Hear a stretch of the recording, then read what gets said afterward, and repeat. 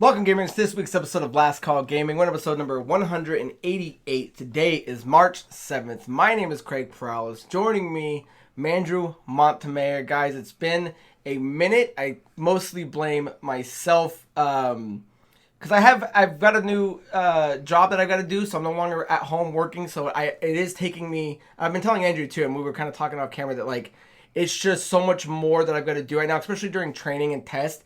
That I haven't had time because we skipped the last week's episode and we kind of got it to here just because there wasn't enough time to kind of get it all together, and I wasn't gonna rush it at all. So my apologies for that. But so far, Andrew and I we're just talking about trying to work out a new schedule on how we can get everything going. So apologies for the late episode, but these times, my friends, they are a changing. So I hope that you can bear with us. But yeah, man, it's been 2 weeks, I guess, since I've seen you, and the weather's been crazy. It's weird. We get really hot, and then today wake up, and it's pouring rain. So I left my jacket in the car, so I had to run to my car this morning, with a hoodie on just to get it before I got dressed for work. But I don't know. How have you been, man? I was saying, now that we're on the back end of kind of winter, here it'll be cold in the morning, then it'll be hot during the afternoon. Burning where you hot. have to take your sweater off, especially if you're getting into a car because the sun's out beaming full shine. And then it's cold again at night. So I check the weather every day, before I go to bed. And I'm okay, so I can mentally pick out my clothes because I don't want to, today, because today would have been a perfect day. I would have rushed out the door without a sweater, and I would have just been in the rain all day. Yeah, so we've been going through some very weird fluctuations. So, guys, thank you for joining us back behind the microphone. We will be. So if you guys are watching us on YouTube, make sure you like, comment, subscribe, share, and hit that notification bell. If you guys are interested in following us on any of our social media link, our Linktree link is in the description, and we're going to try to be a lot more active. And if you guys are listening to the audio only version of this podcast, check us out on whatever podcast platform of your choice is. I was say, if you're really interested, just follow us personally, because I feel like that's where we post the most. Yeah. I don't know why we have such a hard time with the other one, but juggling everything else in life, I'm it's easier just to post to mine than to have to manage 3 different things. Oh, it's such a chore, such a task with this. So follow us on the personals. Always in a hurry, this one. So guys, with that being said, we like to do, before we dive into our main episodes, what are you up to? When Andrew and I take a second and talk about what we've been playing, what we've been watching. Andrew, you've had a full plate over these 2 weeks, so why don't you tell people what you've been doing? I think last time I said I had started Immortals, I actually finished it. I really liked it a lot. It was a lot of fun. I just felt like the ending, though, kind of drug on a little bit, because I was so excited. I'm okay, cool. But now it's well, let's do all these challenges to get to the top of this arduous mountain. And I'm all right, cool, I'm there, I'm done. But now that I'm in here, well, let's do these 4 more challenges. And in between, you got to fight all these enemies. I'm dude, I just want to be done so bad with this game. I had a really good time with it. I would like either a sequel, or I would just want to play something else more like that, but maybe not as cartoony? Darker, yeah. And I don't mean it to be blood and gore or anything like that, but I mean just something with a more kind of adult tone. I think that would be really good. And then I also ran through Dying Light 2. I played it front to back with my cousin AJ, and we also kind of helped out my brother Ian too. So there was a couple times where we had 3 of us playing. You played the whole game multiplayer? Yeah. Cool. Yeah, we I think I went back and did a couple things just solo myself, but we wouldn't pass up each other. Me and AJ, at least, because Ian's got a different schedule. So me and him, we played every session together, and we cruised through. It was actually pretty fast just to go through the game. We did do side stuff, but not everything. So I'm dude, I don't want to sit here and grind out these achievements or anything. I didn't have, especially if you're planning on running through it, I didn't have any problems up until kind of towards the end, because that final boss, it's just you're in a small room. There's this big-ass guy that does good damage, and then there's all these little people, too, so we're just trying to run a little train in a circle, because, again, we just ran through, we're underpowered, so if you need help with that ending, let me know, and I will run you through it. But either way, I thought it was a really cool game. I really liked it. I thought it was a cool story. I think my biggest gripe, and I had been telling you, and I know I talked to friend of the show, Devin, about it, is that I just don't like that. I remember the original Dead Island was segmented, but the areas were kind of a lot bigger, whereas this, it'll be maybe there's 6 houses with big yards, and that's Bel Air. And then when you go to Venice, it's just the beach with some shops and stuff like that, and that's Venice. and there's another one, a solo section that's just a hotel. It's just segmented little areas, which isn't the end of the world, but going in between each of them, whenever you go, it does have to load. It takes like, and this is just being spoiled, it takes like a minute, sometimes like 2 minutes. I'm like, dude, I should just be in and out through the next area. I was gonna ask because I started it up the other day, but I didn't get a chance to play it. Am I looking at the right thing? Sick intro, by the way. I don't know if you made it that I did. far. Well, I watched the opening thing, and then it wants to know who you're gonna play, and it was the black guy and the Asian chick, right? Is that the starting of that game, or is that extra? You can only pick 2 characters. I thought you could make your own guy. No, you can't make your own, but there's like 5 people. You just got to move around. Okay, then maybe because that's when I stopped. I went to him, and then I went to her, and then I went back, and then I had to leave, so I didn't keep going in the airplane. So how many cast of characters is it? I think there's like 5, maybe 6. Okay, cool. Because I just started it, and I was getting ready to play, and I had to leave, so I only saw them 2, and I'm like, I thought maybe it was like early DLC or something that I was like a separate side mission. Okay, but that is the opening to the character selection. Yeah. Okay. Yeah, and what's funny is you bring it up. So I did the beginning, I chose my chick, and I'm like an hour or 2 in before I'm like really kind of like, because she doesn't talk too much, just a little bit, and she was kind of talking fine, and I'm like, dude, no fucking way, dude, because she starts going feck and shit. I'm like, I picked a fucking Irish person, and I know, I'm sorry if you're Irish, I've been ranting and raving on here how annoying that accent is to hear in a game lately, so hearing her talk the whole time, I'm just like, God, dude, I cannot take it. She was just trying. I almost restarted the game, but then I was like, fuck it, dude, I'm just going to go all the way through. And then as far as watching anything, they added all the, I know we've talked about 2 of them before. There's 2 other ones of the Mortal Kombat Legends style movies, the animated ones.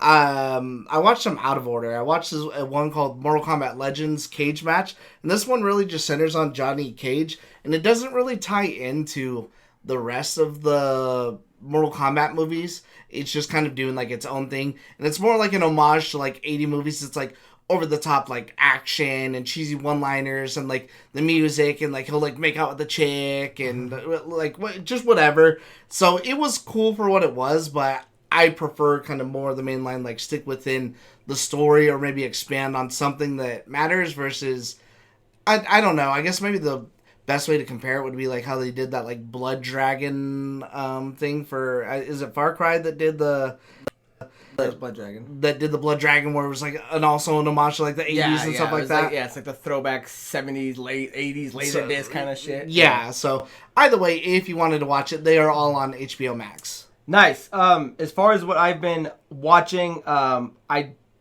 finally got to finish Avatar: The Last Airbender, which aired on February 22nd. You guys can watch it all on Netflix. It was kind of like I said in the last episode, like, I can see how this show isn't for everybody unless you've got like some good nostalgia from it. It's got a 59% on Rotten Tomatoes, but overall fans that are critiquing it are putting around 85%. The show is good. For me, I absolutely loved it. Do they fast forward a few things?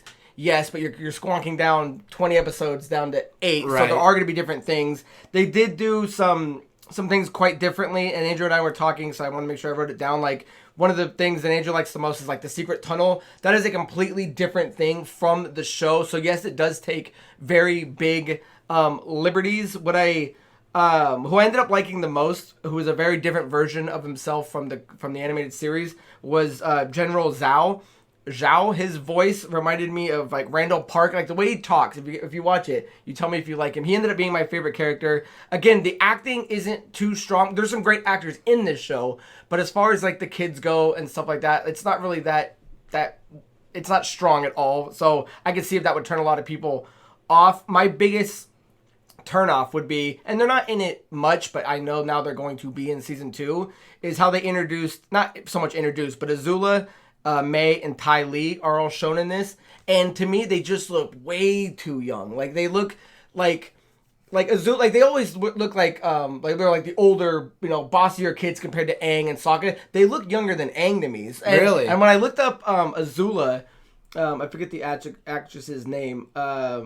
See if I can find it. Elizabeth Wu. She's like 20. So when you watch this, tell me if she doesn't look like she's supposed to be like a little kid. So that was one thing. And again, that was kind of my biggest gripe. Again, if you're going to watch it, and you're familiar with Avatar, I think you'll really enjoy it. If it's your first time watching it, I could see how it's not for you and you can easily pass, but you do plan on watching it, right? Yeah, I want to watch it. Okay, so as far as what I've been playing, I did finally start Final Fantasy VII Rebirth, but we have a question about that, so I am going to talk more about that a little bit later. So, guys, let us know down below in the comments what you've been watching, what you've been playing, and what you guys have been up to. So, with that down on the way, guys, let's move into our main topic, and that is the Xbox Partner Review just dropped. That was on March 6th, so that was yesterday. The show took about 30 minutes, and it gave us a brand new look at 14 games that are coming to Xbox and Windows, focusing on third-party partners. Now, I didn't even really know this was coming. Andrew had to remind me that this was even on the radar, and one of the things I kind of want to point out with that being said is, generally speaking, when a Direct comes out, when a Sony State of Play comes out, when anything comes out, there's usually barking on the other side of the fence of saying, that sucked, this wasn't good. I haven't really heard anybody talk any negative about this. And if anything, this is probably one of the only ones that kind of, I don't want to say came and went, but like came, people clapped, people said it was pretty cool, and went. And I'm like, wow, that kind of like never happened. So before we dive into what we're going to talk about with it, what do you think about the showcase? And am I correct in saying that, like, I didn't hear any bad mouthing on it? No, I didn't hear anyone talk anything bad about it. I really liked it, especially for what it was, because there's no fat in it. You're just moving on from game to game to game, unless you consider something to be not for you. But I never take that as a negative, because not all games are for me. I think the only thing that I'm ever disappointed in is every year these exclusive dates are up. I'm waiting for Final Fantasy 16 or 7 or something. Just give me something, and it's just not there, damn it. Yeah, because one of the things you got to remember, too, is, and I think this might be the only thing I saw that was, I don't want to say negative, but a confusion, is like, oh, a lot of these games are coming to Xbox and coming to Game Pass. Cool, these are more first-party games, and you got to remember that it was a third-party partners showcase. Yeah. So a lot of these games are going to be going cross-platform. What they were showing off is that games that are going to be coming day and date, but more importantly, games that were going to be coming straight to the Game Pass, and just kind of bulking up that the Game Pass is going to be getting bigger, and now that they're kind of really inviting these third-party partners. So I think that was the biggest thing to take away. But yeah, the fact that nobody was hating on it, I thought was impressive. I like the idea of, again, like what they're doing. Like, hey, we're in good talks with these guys. Again, you didn't have to show me something else, but it's like a little something more from like Squeenix. But they did just have Secret of Mana in that last thing. So it's like, okay, I like to just see, because we already know how they are in the West. Like, I'm looking more forward to, like, hopefully Eastern stuff. Did they study Eastern philosophy like our other men? So like Andrew and I normally do when we get these kind of showcases, we're not going to run down everything in this. If you want to, the link will be in the description. I highly suggest checking it out, because even though there's not something in there that, that every game I like, I would say more often than not, I like most of these games. So what Andrew likes to do is we like to pick our two favorites or a couple favorites and talk about them a little bit more. So I'm going to let Andrew go first. We each picked two that kind of caught our eye the most, and at the end of this, leave it down in the comments below what caught yours. So what was the first game that stood out to you? The first one, and it's a part of a series I've never even heard of, called like Fighter Online. It's part of a Fighter Online universe, so apologies if I'm pronouncing this wrong. But it's first Berserker Kazan is what it is, and that's being developed by Neopol. I've never even really heard of them. Now this looks a little bit more like the character himself looks like the anime people off of like Code Vein, where you create your own character, but the world and the style don't look like Code Vein. It looks more like Dark Souls, except for the fighting though seems a little bit faster and not as slow, so maybe more like Devil May Cry. So I think that would be like a good way to like a mixture of the three. So I thought it was like really interesting. I really liked it, especially like the enemy designs. The combat looked pretty fast and fluid. I don't know too much about anything else as far as like how it's supposed to relate to this bigger thing, but I thought it looked really good, and it was cool to see like, parts of the dungeon that he's going through. I think there was like a boss which was like this big dragon thing holding an axe. So holding an axe. Yeah, that thing was beast. I mean, obviously you can tell what it's inspired by, but after playing something like Lies of P, where that's clearly inspired from the same genre, and that game being a 10 out of 10 for me, I'm open for other people to do it as long as they do it right, and this seems pretty cool. Yeah, definitely.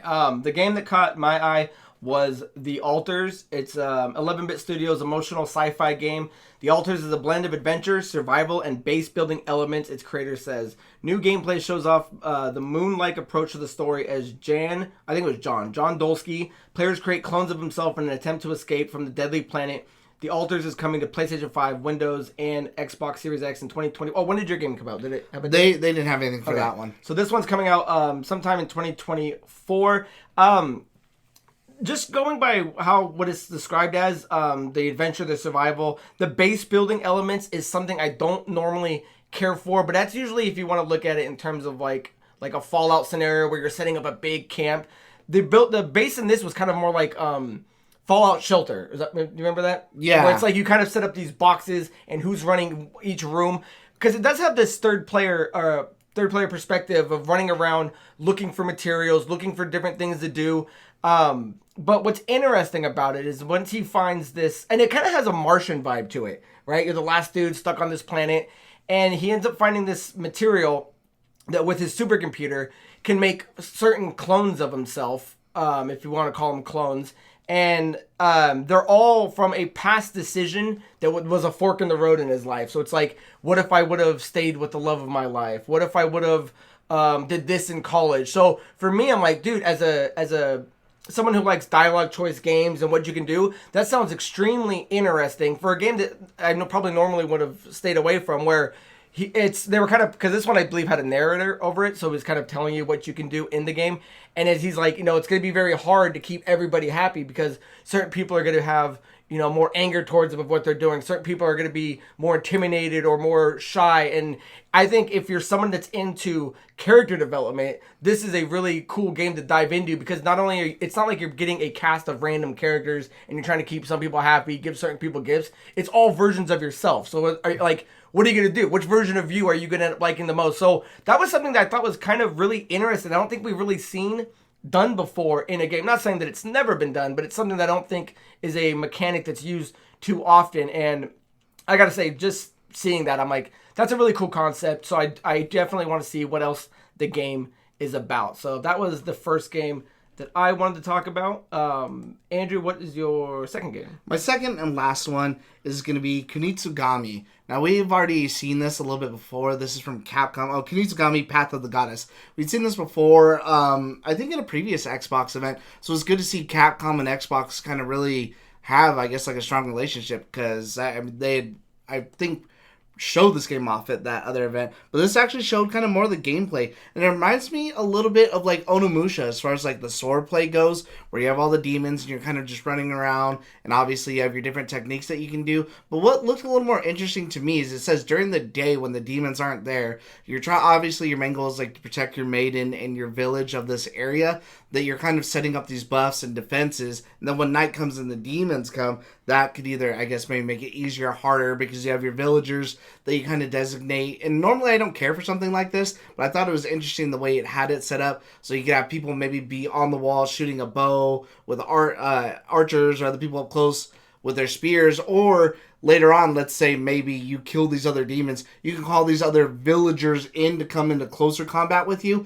to maybe help you fight like the one big guy that was there. Either way, it looks like a very beautiful and very like inspired game by like that Japanese culture, and it even has like, I feel like we've been seeing them not too much lately, but after Ghostwire Tokyo, that like gate that like Japanese like souls and stuff like that come out of. So either way, it seems like it's super inspired by like their afterlife and their kind of lore and everything they have going on, which I think is super interesting. And again, I think it's like a beautiful art style. It looks really good, and this one is coming to the Game Pass. There's no hard date, but it is a 2024 game. If you're looking for more on it, I think they announced, not as part of the event, afterwards Capcom put out a thing saying that they have an event going on tomorrow and another one on the 12th, which is just going, I don't think they're talking about anything new, but they're going to reveal more information and dive in on games that they've shown that are out there. Like you have Dragon's Dogma 2 coming up, obviously this one, maybe Monster Hunter now, the other like mobile one, and who knows, maybe a little bit more about the one they had showed off earlier. I forget what it's called for like next year. Maybe show a little bit of that or something like that. So either way, keep an eye out for those events if you're looking for more. Nice. And I did want to point out, because you reminded me, is that the Alters is coming to Game Pass. And if I'm not mistaken, I think it was in March. So keep an eye out for that. So the next game that caught my eye was Unknown 9 Awakening, which is a Bandai Namco and Reflector Entertainment revealed new gameplay from their game Unknown 9 Awakening, a third-person action-adventure game in which you play as Haruna, a K-Store, if that's how you say it, born with the ability to venture into the Fold, a mysterious dimension that overlaps our own.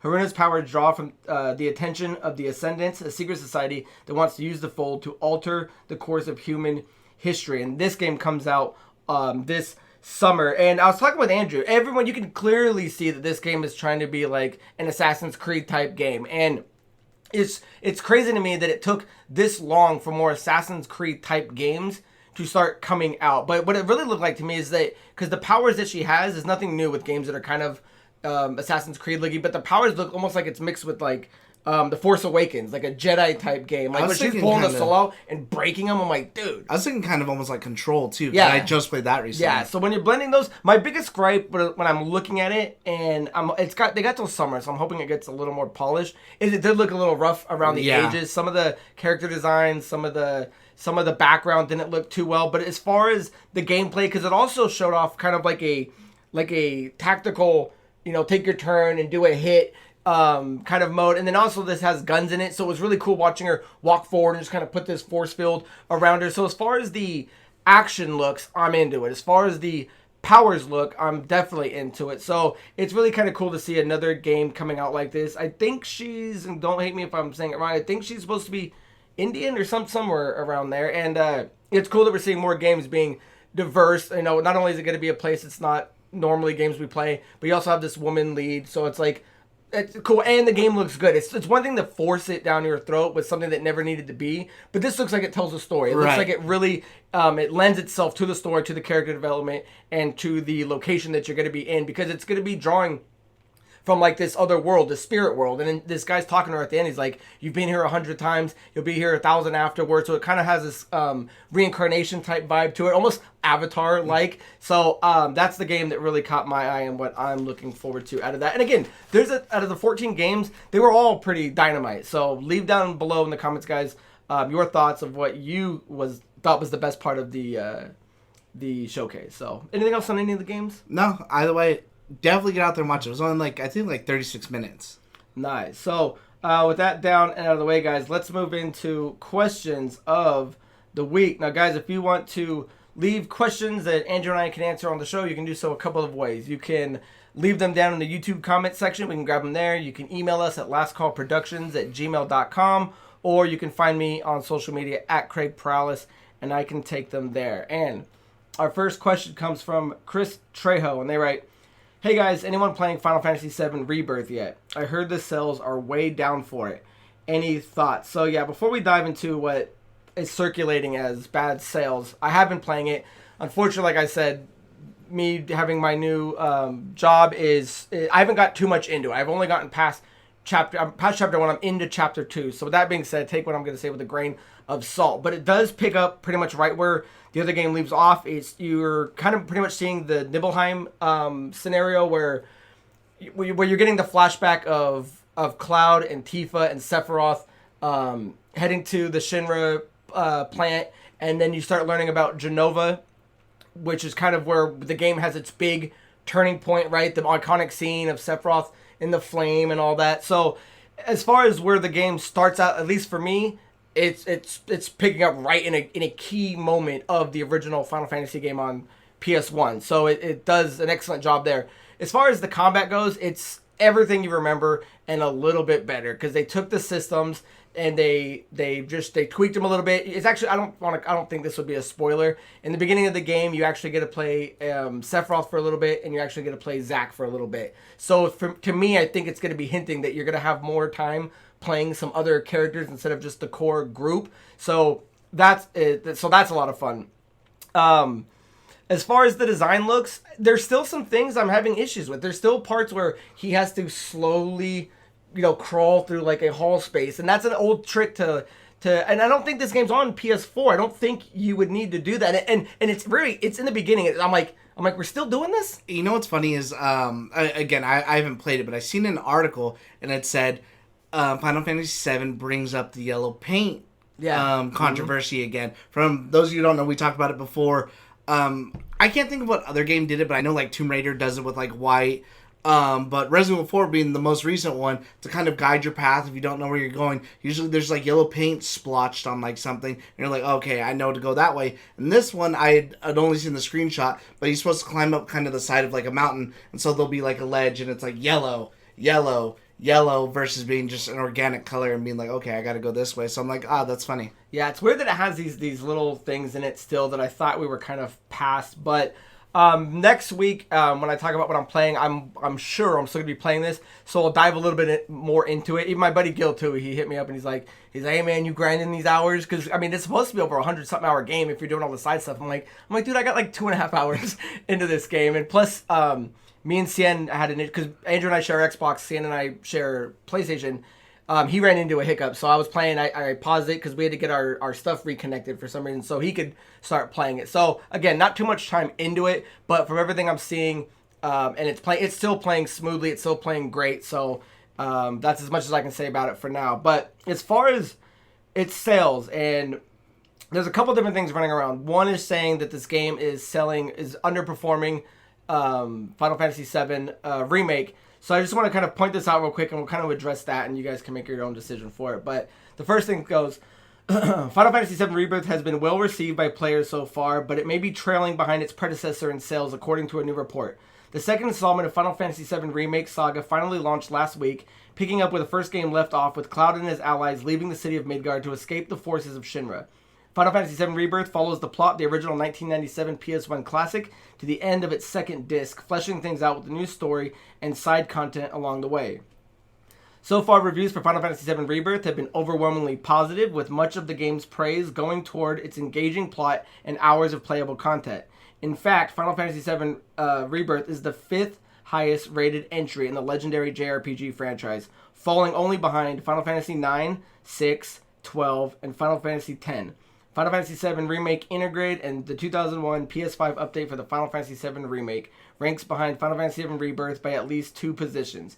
But the first entry might still be ahead of its follow-up in one major area, sales. So again, this game hasn't been out for too long, and people are already jumping behind it going, oh, it's still behind Final Fantasy IX, it's still behind Final Fantasy VI, it's still behind Final Fantasy 12. It's like, okay, well, let's finish its run. But the other thing that people are pointing out is, let me see if I have the right thing in front of me here, because if not, I can just kind of paraphrase, is that Final Fantasy VII, I don't have it, there's somebody wrote this article, and they were pointing out how Final Fantasy VII Rebirth is down 30% from Final Fantasy VII Remake. And people were running with this headline saying, oh, this game is doing worse. It must not be that good. People are accepting it. And if you read what is actually happening, is that it's down 30% only from physical sales copy versus digital, and only in Europe. And more specifically, I think only in the UK. So you got to be careful when you hear these things of going, oh, it's down, it's doing worse. Yeah, it hasn't sold as much as Remake did, but you can capture lightning in the bottle twice, only so often. I think Rebirth will be healthy, but everybody was waiting for Final Fantasy VII Remake. Everybody was buying that day one. Everybody was going to make that game a huge success. And it's not saying Rebirth isn't. It is trailing a little bit behind, but when you read these headlines of saying it's down 30%, it's like, look at what it's saying. It's saying by physical copies, and we've talked about in past episodes, physical copies are dying. Of course it's not going to sell as much physical copies when there aren't physical copies out there in the wild to buy. And it's only in one area. It's only in the UK. That's not talking Japan. It's not talking the US. It's not talking the rest of Europe. So when you hear this, we can kind of jump back to it. It's still behind a few of the big ones. And again, the ones it's behind, everyone would argue are some of the best Final Fantasies. And then why do you think maybe in Europe or UK specifically, it's maybe not selling as well? Is it just the physical? Yeah, honestly, a lot of people, especially if you go and look online now, like a majority of sales are all digital sales, whether people want to acknowledge that or not, because you have a lot of people that are like, no, physical, facts physical, is facts. don't want the death of physical media.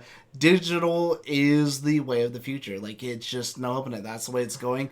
No, everything I've seen is positive about this game. This game scored higher than the last one. I think maybe the only thing I could really think of is, I don't want to say that it suffers from sequel syndrome, is that it's the same way, like, when Resident Evil 2 Remake came out, that game was hype off the charts, off of everything, because you didn't know what you were going to get. When Resident Evil 3 came out, Remake, before it even scored, even just them showing off the game, you already know what you're going to get because it's based off the first one. Whereas this is obviously just a continuation of the first one. The first one, nobody knew what it was going to be like, how it was going to be, to the extent of the game, whatever. Now, I already know I'm getting A through X. I just need to see Y and Z. So obviously, your hype isn't going to be here. It's still going to be here. That doesn't mean it's terrible or that it's not as good because it's not as hyped up as the other one was. The other one was the first in a series. Yeah, and well, the other thing too is that I think, for me, it's not a turnoff, but I could see a lot of people going, "This game's 100 and what hours?"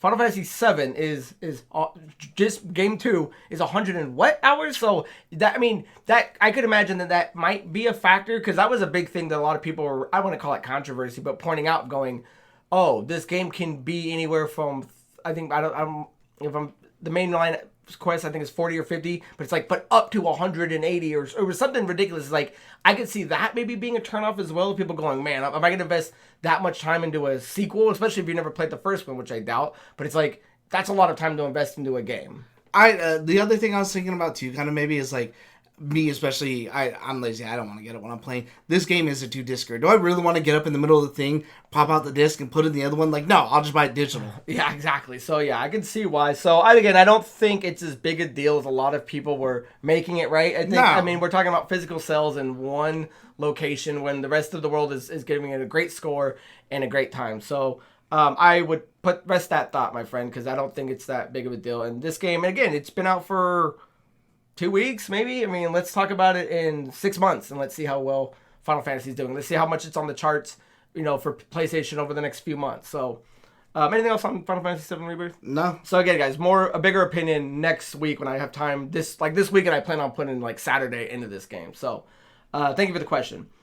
The next question comes from Jackie K, and they write, "Who is one of your favorite comic book villains? I love Joker, but do you think we're getting to the point where he's being overused, maybe overrated?" I had to think about it. I'm like, yeah, I know there's a bunch of Jokers, but I'm like, is Joker being used a lot? And I was just kind of looking up. It says as of May 30th, 2023, there have been 9 live-action adaptations of Joker and 10 in total. This includes Cameron Monaghan's Joker in Gotham, which is considered 2 different versions. So before we dive into what we like as ours, do you think we're oversaturated with Joker, or do you think Joker is one of these characters like a Batman or a Spider-Man, that it doesn't matter how many we get just as long as they're good? Because there's no denying that Joaquin Phoenix's Joker, when a lot of movies were kind of falling out of making the $1 billion, makes like 1.2. Yeah. Right? And a movie where Joaquin Phoenix is like, "Oh, I don't do sequels." Well, when you make a fucking $1 billion, you sure as hell will. And now you have the new one, which is, I guess, French title. I can never pronounce it, but the one with Lady Gaga now doing Harley Quinn. So it's like, but then you also have Jokers that were shown in Robert Pattinson's. And then if we're going to move forward with James Gunn's DC New World, well, we've got to have a new Joker there. So is he one that stands the test of time, or do you think we are getting a little burned out with Jokers? Because I can't really think of a bad Joker. I'm personally not burnt out by him. I think he's a character that stands the test of time. But I guess it would just depend on how it's done. It's almost like, for me, like, when they brought back, like, the Green Goblin, like, I was like, dude, so excited for that in that Spider-Man movie. And especially to see, I can't think of his name right now. Oh, Willem Dafoe? Willem Dafoe play him again. I was like, that's what, like, really sealed it for me. It's like, over the moon. And you see Green Goblin and stuff, like, all the time. Like, he's a super popular villain. I don't know. I think it really just depends. I guess maybe you could give him a break. I would like to see... Personally, for me, I want to see a Scarecrow, but not like Batman Begins Scarecrow. Like I want to see like Scarecrow wearing his outfit and like the full 10 Scarecrow with the needle claw. Yeah, maybe like a Arkham Knight Scarecrow, because that's where he's like really his worst and his like best. And I think that idea of a Scarecrow would fit better in this universe for the new like that Batman style universe. It'd be perfect. Yeah, it's just he's one of those characters where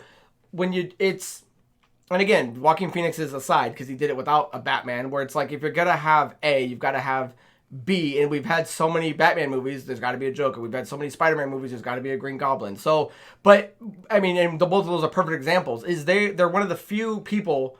I mean, a ton of comic book characters have a huge rogues gallery, but none more iconic than I'd argue Spider-Man's and Batman. So with Joker, it's like, okay, are you always going to use the cream of the crop, or do we want to give shine, especially like in Dark Knight Rises when you get a good version? Because Bane's my favorite guy, or one of my top guys, and it's like show, and like you're saying Scarecrow, like give some other guys room to breathe. I know Riddler is a big one that a lot of people are going, let's make a new like what's the Hush version of like a Riddler? Oh, you know who I really want to see is I don't remember his name, but the Al Capone fucking doll, the ventriloquist. Yeah, because he's in that. Yeah, I was actually just reading about him. Yeah, so I would love to see that. That would be cool. That would be. So as far as your Joker question, it's as long as you keep making good ones, I don't think it's burned out. As far as keeping the general public aware of who's in what, maybe I think people can get a little confused of going, well, is Joaquin Phoenix and Robert Pattinson's? I mean, I can see that getting a little mixed up, but I think the only one anyone's been sour on was Jared Leto's. But I feel like that movie went through so much turmoil and so much everything. Because then when you watch some of the like deleted scenes and stuff they had, it's so much better and like a whole different take on it. That I'm like, well, you just fucked it up with your. Well, sure, but so the other part of your question is who's some of our favorite. Bane is one of my favorite guys, top shelf. But like when I'm thinking the best, it's I think on a bigger scale because he's very just much a Batman villain. So I landed on Darkseid, and Darkseid is a supervillain in DC Comics. He is the ruler of planet Apocalypse and the father of Orion. Darkseid first appeared in Superman's pal Jimmy Olsen, which I did not know, number 134 in December of 1970, created by Jack Kirby. The reason I dig Darkseid is Superman always is able to do whatever he wants. Sure, Kryptonite can beat him. Sure, he's weak to magic. But besides like a Doomsday, who else is there to like ground and pound and beat the shit out of him? And it's Darkseid. So not only does Darkseid have this really cool story with the New Gods of how him and Highfather, who were always at war, New Genesis and Apocalypse, where they actually had to exchange their sons to do the treaty, and then their sons, which is the opposite, got raised, and you just see how it completely turns them. He has a really cool story, and just on his power levels, and because I didn't realize he had this much. He has genius-level intellect, superhuman strength, speed, stamina, and reflexes, immortality, invulnerability, skilled hand-to-hand combatant, Omega effect, which gives him the Omega beams, flight, which I always kind of forget because you don't ever see him fly. He's always just boots on the ground, telekinesis, telepathy, dimensional travel, you don't see him fly, he just hovers a lot. Yeah. He's always just fucking stationary. Matter and energy manipulation, and when it comes to somebody who can just go toe-to-toe, if not beat Superman, like Darkseid's your guy. And there's always this controversy of going, when you want to get into like the fanboy weeds of it, is like, who's better? Thanos, which is on Marvel's side, which you could say is the representation or the clone of Darkseid, or Darkseid from DC. And I would argue more people are familiar with Thanos just because of how well Avengers did, right? Everyone knows the big purple guy with the chin, beat the shit out of Hulk. He's probably stronger than Darkseid. But I would say, if that's a conversation you're willing to have, check out Death Battle, where they actually do an in-depth dive of their powers and abilities and put Thanos and Darkseid against each other. And in the end, you're going to realize that Darkseid is on a whole other level that's just godlike tier, where Thanos is just not. So, spoiler aside, because Darkseid is the shit, I would recommend if you guys to look at it and see exactly what each of them are capable of. And so yeah, Darkseid for me is probably my guy. If I had to pick in a fight to go against, it's Darkseid is probably my number one guy. So with that being said, Andrew, who do you like? Mine for me, and I guess you might say maybe is overused now along the same veins from X-Men, would be Magneto. I've always just loved the idea of like what he's stood for, that we need to strike first before the humans strike on us. And there's times where he is right, like when they create the Sentinels and then you end up with the whole Days of Future Past. But then he has this just rivalry with Xavier that's very just cat and mouse to like one another, that ends up creating like Onslaught, which is an even greater and more powerful villain. It's a whole big thing that goes back and forth with him. And when you look at him, he's not like evil for the sake of being evil. From his point of view, he is right and he can justify it. And it doesn't matter which version you watch, like from the cartoons or even when you watch the live action movies, which I would say is a staple for anyone like our age. You know, the X-Men really started off by him growing up in a Nazi concentration camp and finding his powers there, already seeing the worst of humanity and what humans are doing, to saying that, you know, mutants aren't doing this to each other yet in his own way. So I personally love Magneto. I think he's so great. Yeah, I think Geno, if I had to guess, I think Geno would probably say Magneto too. And yeah, the ability to just bend metal, because one of the most iconic scenes ever is when Magneto is able to rip out Wolverine's adamantium skeleton, which that scene is gnarly, where it's just like I've finally got to be done. Which then, because you mentioned Onslaught, which then caused the psionic break of Xavier to then form this crazy ass being called Onslaught. Yeah, so Magneto, and what I've never understood is like, people always put like Doctor Doom over Magneto, and it's like, dude, Magneto, and I think Magneto is the one that dubbed mutants Homo superior. So it's like, no, dude, he's on par with just about anybody, dude. Like Magneto is, and I like how he's always just Jack Beefcake. I think I'm actually really interested too, and there's slight spoilers too for anyone who didn't watch the '97 cartoon, is at the end of it, like Xavier does die. And so in the new one, if you haven't watched the trailer, did you watch the trailer? Oh, hell yeah. Yeah, it shows Magneto coming up, that like they left the X-Men to him and his will. And so I'm just super interested to see where they're going to go with that. Yeah, so good plug for X-Men 97, which is coming sooner than later. I wish I knew the date, but I know it's sooner than later. Yeah, I want to say it's here like within the next month or so, I think. Yeah, I'm sure it's going to be on Disney+. So, and then our last question, guys, comes from Arya Samurai, and they write, what is your guys' favorite Easter eggs in games? Now, it was interesting because I was thinking about it, and because I had an idea of what I considered an Easter egg. Andrew had an idea of what he considers an Easter egg, and I don't know if any more. Once upon a time, if you're thinking of Easter eggs on Nintendo or Sega Genesis, it would be easier to just say something in a game. Like even if you watch the new Mario movie, when Mario is down in the sewers and it says like 2-8, and you know that's an Easter egg from the games of saying something like that. But you could really take an Easter egg in a bunch of different ways, just depending on how you would define it. So Andrew, yours was pretty interesting. What was your I don't want to say your favorite per se, but what's one of your favorites? I think it is my favorite because it led to like a whole thing. So back when Call of Duty was still serious, they had World at War, which is your World War II campaign across Germany and the Pacific. But as soon as it ended, it didn't say anything.